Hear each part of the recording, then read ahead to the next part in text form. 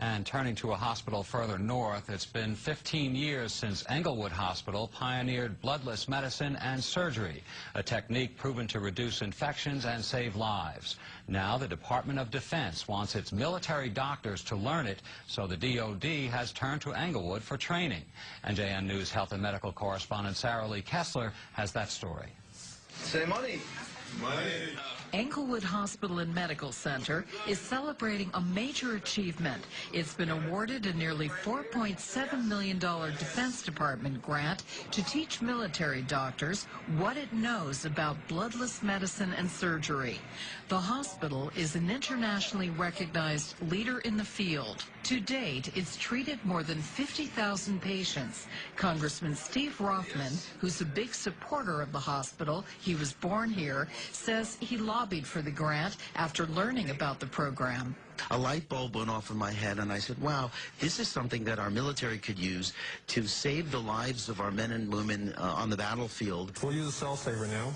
Englewood developed its bloodless approach 15 years ago to serve a Jehovah's Witness community that would not accept blood. It's been used for everything from gastric procedures to cardiac bypass surgery. Proponents say going bloodless promotes healing, reduces infection, and saves lives. It reduces exposure of patients to bank blood, which is associated with negative outcomes. How do you think this will help on the battlefield? Tremendously, because there are always complications associated with transfusion. We're going to save lives. Military experts also believe the blood management program will be a tremendous asset when natural disasters strike, like the one in Haiti, because that's a time when medical supplies, including blood, are hard to come by. We should use transfusion as the last resort. Dr. Aryeh Shander is founder and executive medical director of Englewood's Bloodless Medicine Program. He says with military doctors, he'll focus on the importance of the cell saver, which collects and recycles a patient's own blood. Here's an opportunity with a cell saver to collect the patient's own blood that's shed from surgery, wash it, and then return it as fresh, autologous, meaning your own blood back to your circulation. The hope is that bloodless medicine will improve survival rates for wounded soldiers.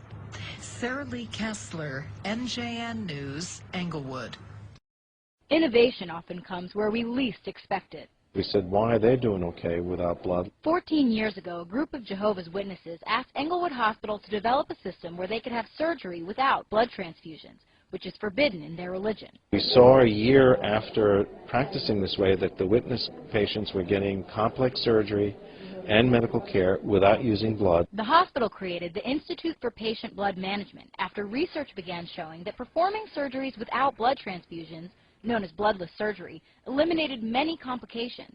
Instead, patients just have to have a strong blood count. Bloodless medicine utilizes technologies such as oxygen therapy and blood recycling that can help minimize blood loss and also enhance the blood supply.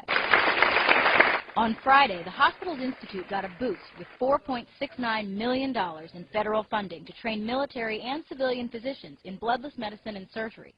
The lower cost of performing surgery without transfusions made it a particularly appealing government program. When one can reduce complications, reduce infections, reduce durations in the hospital, reduce mortality as a result of surgeries, and save money at the same time, that's a grand slam. The program will be run through the U.S. Army and aims to help Army doctors become less dependent on blood supplies in war zones or trauma situations. The complication list is very long, and so we only want to use blood transfusion as a last resort.